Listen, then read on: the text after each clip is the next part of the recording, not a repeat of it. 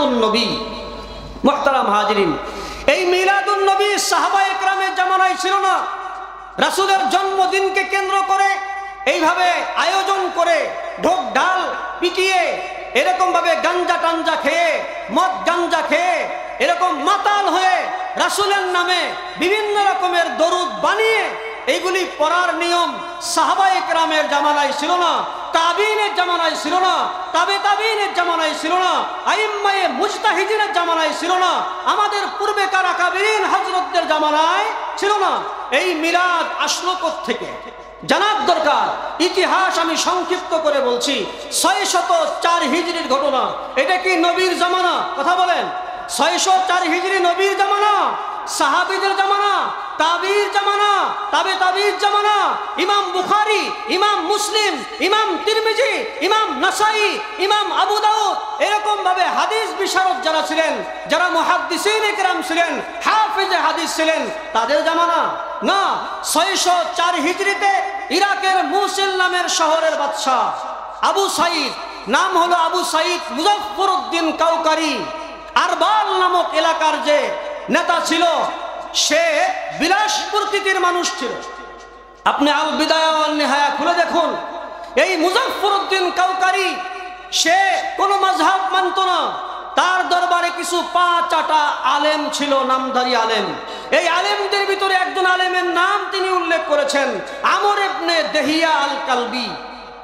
মুহতারাম হাজিরিন, এই আলেম এবং তার সাথে আরো কিছু আলেম ছিল, তাদের সাথে এই মুজাফফরউদ্দিন কাউকারি সে পরামর্শ করে রাসূলের নামে মিলাদ অনুষ্ঠান করতে হবে, তবে পূর্বেকার কোন সাহাবী অনুসরণ করতে পারবে না, 4 মাযহাবের 4 ইমামের অনুসরণ করতে পারবে না, কোন মাযহাব মানা ছাড়া নিজেদের মতো করে তোমরা মিলাদুন নবী নামে একটা অনুষ্ঠান তৈরি করো। এই আলেমরা মিলে, বিশেষ করে নাম হলো আমর ইবনে দেহিয়া, সে এবং তার চেলা চামুন্ডারা মিলে একটা বই লেখে। বইটির নাম সংক্ষেপে বলছি আত-তানবীর। এই আত-তানবীর বইয়ের ভিতরে এই বাদশার নামে অনেক প্রশংসা তুলে ধরে। এরপরে সেখানে মিলাদের এই নতুন রূপরেখা চালু করে বাদশা খুশি হয়ে মোটা অঙ্কের টাকা এই 5 গোলাম এই আলেমদেরকে দেয়। মুহতারাম হাজিরিন, আল বিদায়া ওয়ান নিহায়া কিতাবের ভিতরে আছে, এই বাদশা এই মিলাদ অনুষ্ঠানকে চালু করার জন্য, এই মিলাদ অনুষ্ঠানকে জাকজমক করার জন্য প্রতি বছর 3 লক্ষ টাকা খরচ করত। কত লক্ষ টাকা? 3 লক্ষ টাকা খরচ করত। নিজের বাবার পকেটের টাকা নয়, জনগণের টাকা খরচ করে এই মিলাদ মাহফিল সে কেন করত? এর কারণও তিনি উল্লেখ করেছেন। উদ্দেশ্য হলো জনগণকে তার দিকে আকৃষ্ট করা। এই চেয়ার যেন আমার থেকে কেউ না নিতে পারে, জনগণকে যে কোনো মূল্যেই হোক আমার দিকে মোতাওয়াজ্জে করতে হবে, আমার দিকে ধাবিত করতে হবে। সময় শেষ হয়ে গেছে, আল্লাহ মাফ করো। মূল জায়গায় তো গেছি না, এখনো সময় শেষ। আচ্ছা, মিলাদ অনুষ্ঠানে তারা, আমি অনেক কথা বাদ দিয়া মূল 2-1টা কথা বলি। মিলাদ অনুষ্ঠানে তারা কিয়াম করে কিনা? কথা বলেন, কিয়াম করে? যদি বলি কিয়াম করেন কেন, কয় যে এখানে তো রাসূল আসছে। নাউযুবিল্লাহ। যদি জিজ্ঞাসা করি রাসূলকে দেখেছেন?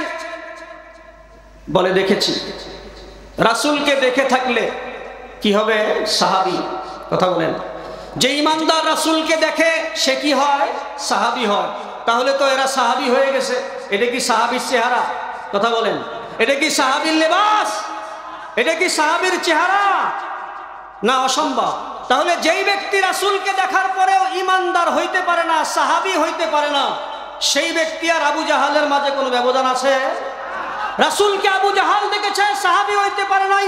উতবা শাইবা দেখেছে, সাহাবী হইতে পারে নাই। আব্দুল্লাহ ইবনে উবাই ইবনে সুলুল দেখেছে, সাহাবী হইতে পারে নাই। যারা বলে আমরা রাসূলকে দেখে কিয়াম করি, তোমরা তো সাহাবী হইছো, তো বলো না কেন?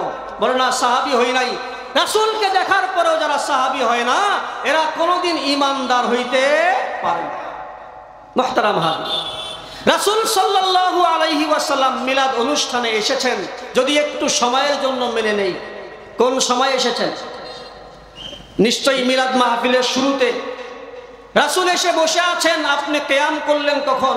রাসূলকে সম্মান জানালেন কখন? এতক্ষণ থেকে বসে আছে, মিলাদ মাহফিলের শুরু থেকে বসে আছে মিলাদ নেওয়ার জন্য। কি নেওয়ার জন্য? তারা কি বলে? মিলাদ, দরুদ নেওয়ার জন্য। এতক্ষণ থেকে রাসূল বসে আছেন, এতক্ষণ তাকে দেখে তোমরা দাঁড়াইলে না। মিলাদের মাঝখানে যে, মাহফিলের মাঝখানে যে দাঁড়াইয়া ইয়া নবী সালাম আলাইকা যে বললা, এইটা কি মেহমান হলো? মেহমানকে সম্মান করা হইল?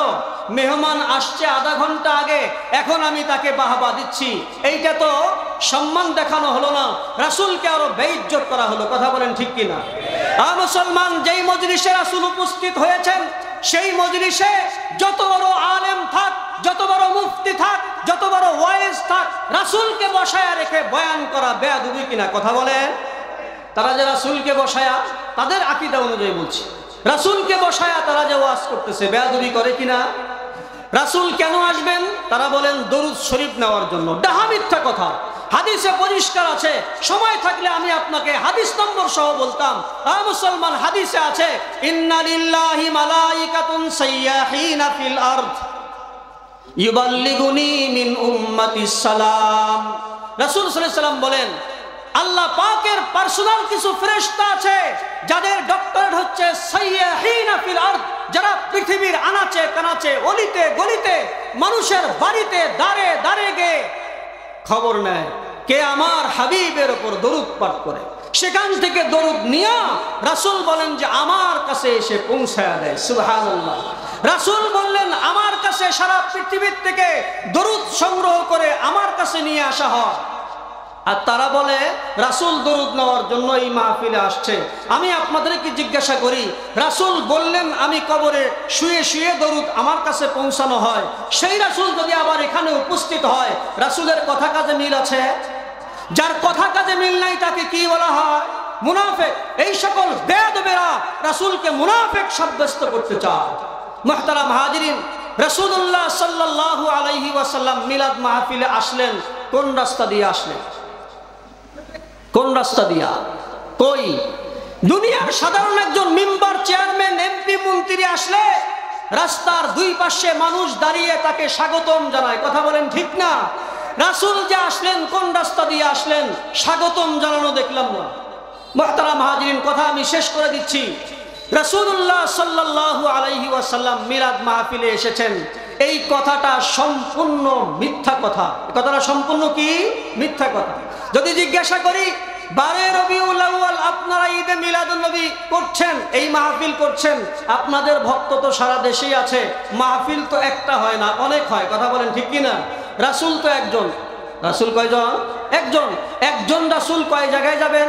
তখন বলে রাসূল তো আসলে সশরীরে আসে না, রাসূল কবরে শুয়ে থাকেন, তার রূহ এখানে চলে আসে। নাউজুবিল্লাহ বলেন। মুসলমান, আহলে সুন্নাত ওয়াল জামাতের আকীদা হলো রাসূল কবরে জীবিত। আপনাদেরকে জিজ্ঞাসা করি, রাসূলের রূহ যদি এখানে আসেন, লাশ পড়ে আছে ওখানে, রাসূলকে তারা মৃত বলতে চায়। কথা বলেন ঠিক কি না? এটা আহলে সুন্নাত ওয়াল জামাতের আকীদা হইতে পারে না। রাসূলুল্লাহ সাল্লাল্লাহু আলাইহি ওয়াসাল্লাম এখানে আসলেন কিছুক্ষণের জন্য, যদি মেনে নেই মিলাদ নেওয়ার জন্য আসলেন, একই মুহূর্তে রাসূলকে দেখলেন না, অথচ মানতেছেন, বলে রাসূল হাজির নাজির। একই মুহূর্তে সমস্ত মাহফিলে তারা তিনি যাইতে পারেন। নাউজুবিল্লাহ। হাজির নাজির একমাত্র কে? আল্লাহ।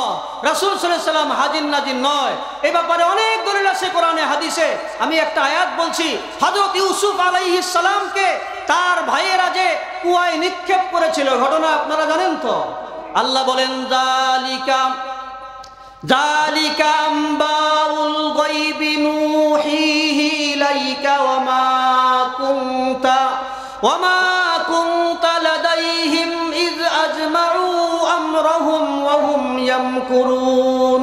সারমর্ম হলো আল্লাহ পাক সূরা ইউসুফের ভিতরে ইউসুফ আলাইহিস সালামের বিস্তারিত ঘটনা আলোচনার পর প্রায় শেষের দিকে এসে বলতেছেন, হে মুহাম্মদ, ইউসুফ আলাইহিস সালামকে যখন তার ভাইয়েরা কুয়ায় নিক্ষেপ করেছিল, আপনি হাজির নাজির না, আপনি সেখানে উপস্থিত ছিলেন না।